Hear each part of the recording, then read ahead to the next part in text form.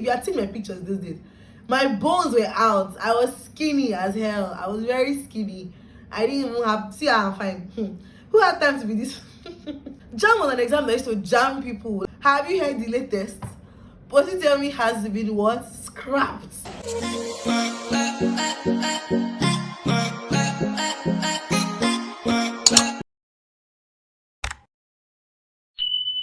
Hey guys, welcome back to my YouTube channel. My name is Chidera Haka. I'm a 5th year MBBS student in Unilag right now. I'm studying medicine in Unilag right now. And I'm going to be giving you guys a story time on how I got admission to study medicine in 2 prestigious universities in Nigeria. I'm talking about 2 federal universities in Nigeria. Please don't forget to subscribe.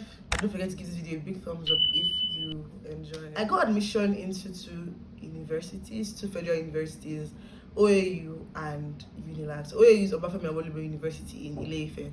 That is in Osun. It's a federal university. And University of Lagos here in, okay, I'm not in Lagos right now, but University of Lagos in Lagos, which is also a federal university. I got admission to study medicine in both schools during the same session. And that's because I used 2 different routes to enter.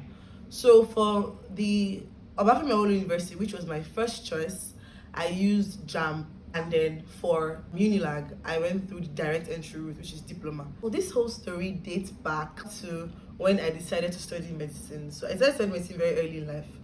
And my dad is a doctor, so I told him, very excited, obviously, everybody wanted to study medicine at the time.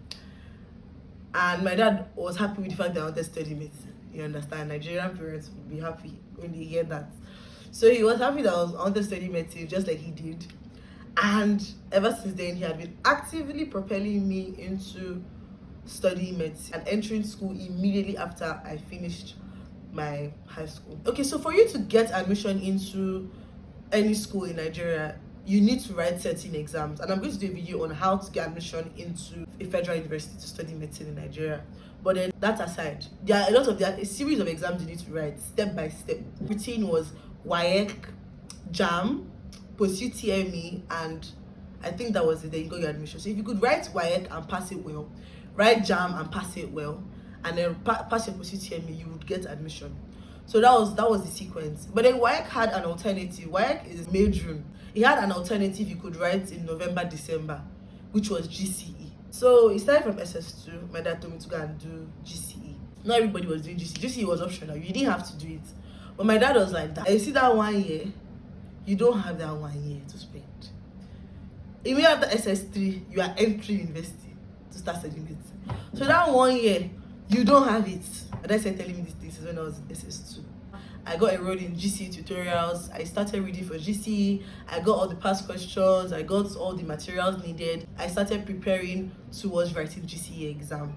And then GCE was supposed to be like a trial. Like WAEC was the main exam. So it was like that. This GCE is not your main exam, but you mustn't get a C. So you have to take it very seriously. Because if you want to get admission immediately after you enter school, then you have to work the extra mile, because Nigeria has a way of messing people up. That's just the truth.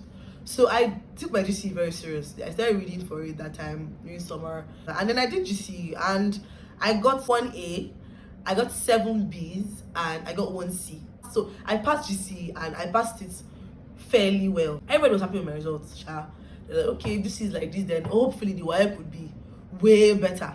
You have 1 exam that you have taken and you have passed.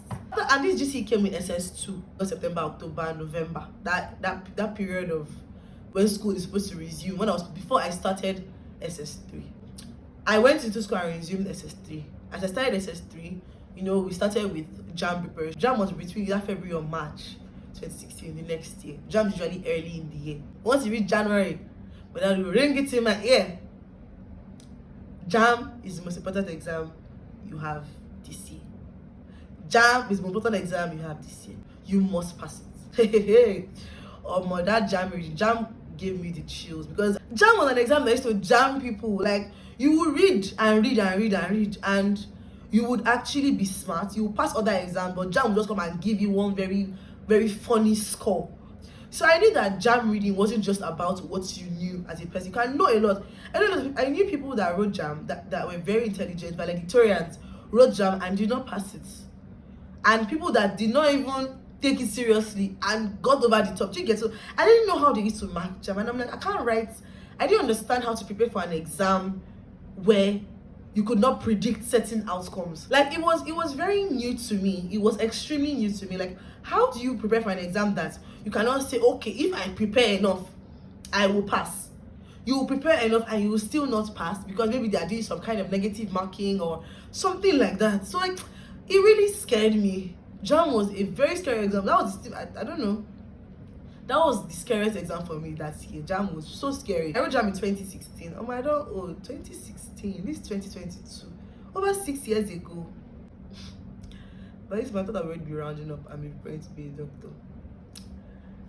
Well, we give God all the glory. I put my all into preparing for JAMB. Like GCE, I tried, but like the pressure was not much. But JAMB was like, that's your one shot. GCE, I had an option of writing WAEC. But JAMB was like, if you don't get it now, it's still next year.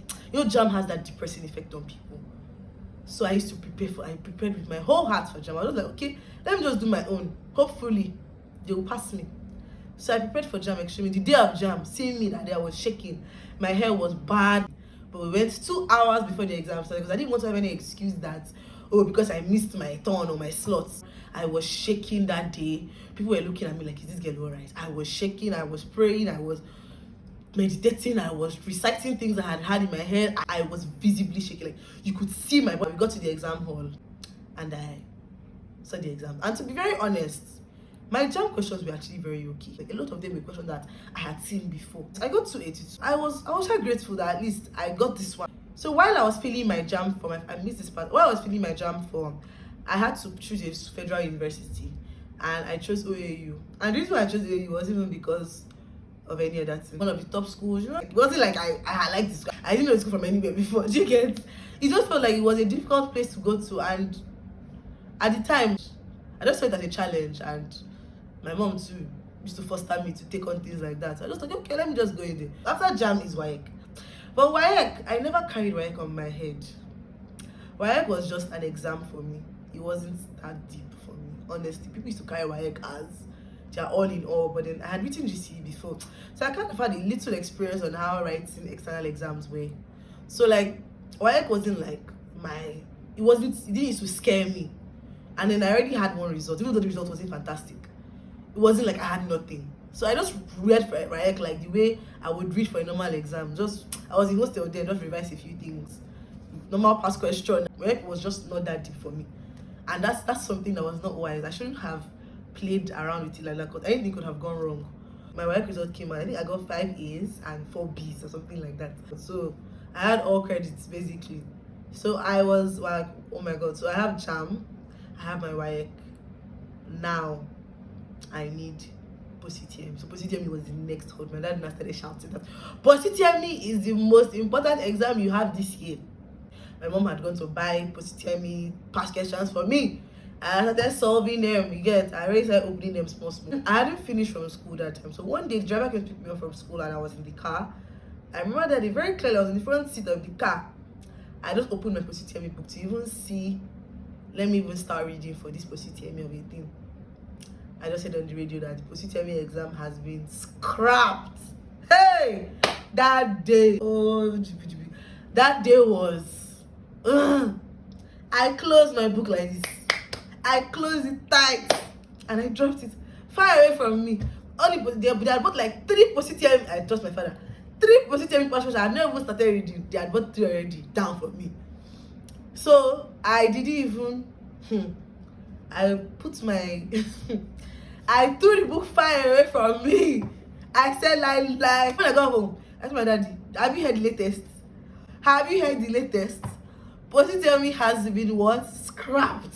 That had to be my best news so far, because after I got admission, the plan was for me to travel. So I applied for OAU, and then OAU used to resume around March. I had finished secondary school by July, August. OAU was to resume March. So I had from August till like March to just be whatever I wanted to be. And then my dad already told me that I was going to travel. But already trying to get my passport ready and everything. I was enthusiastic about it. I had no exam to write again. I was so happy. Now so, before you know it, we heard that OAU, they went on strike. their students' union, they just resumed. And so because they had gone on strike, we were supposed to resume the next year, maybe March or February, March. We were now to resume in August, September. My dad was like, no. How can you say from now to next year, September, you will not do anything? That's when you're going to resume your year one. When ideally, if I was in a private university, I should have been entering year one that November. And then you're telling me that because OAU is on strike, nothing happened, no, their student union was on strike, I had to resume the next year, September. So that means what? That means I've spent 1 year. The 1 year we've been trying to avoid SS2. I've spent it, even after I have all my requirements. It says a lie. Because the problem was, OAU are not giving me admission. I had my WAEC, I had my JAMB. So we're just waiting for them to give me admission. So the admission was going to be given next year. So we assume that, okay, so what if they don't give me admission by next year? So does it mean that when next year February comes, I'll now write another JAMB in case? Do you understand? Like, because they hadn't given me admission. You know how Nigerian schools work. You can get your results and you may not get admission, or they will not give me medicine, not give me pharmacy. I mean, I don't want to study. My dad was like that. What if they don't give you this admission by next year? What if, because you don't know what, because admission is usually based on the general score of people.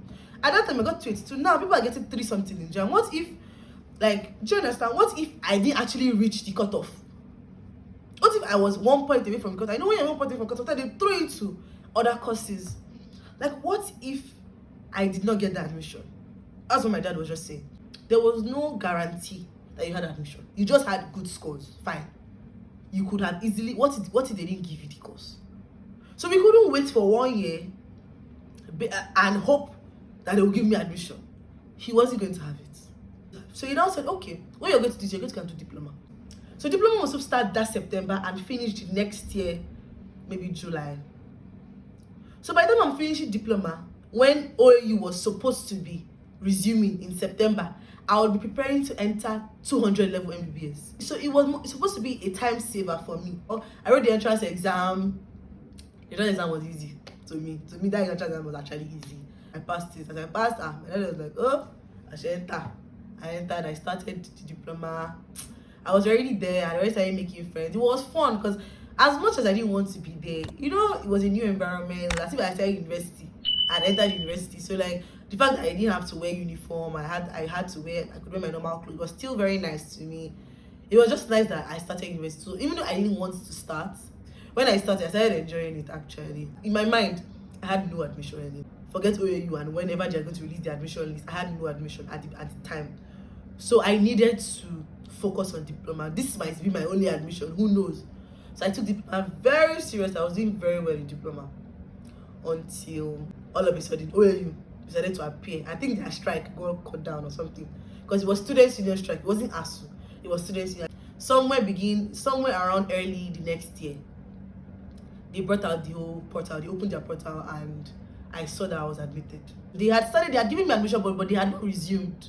I continued with diploma. I was still doing very well. I was still reading excessively till I think OAU eventually resumed in May, not September.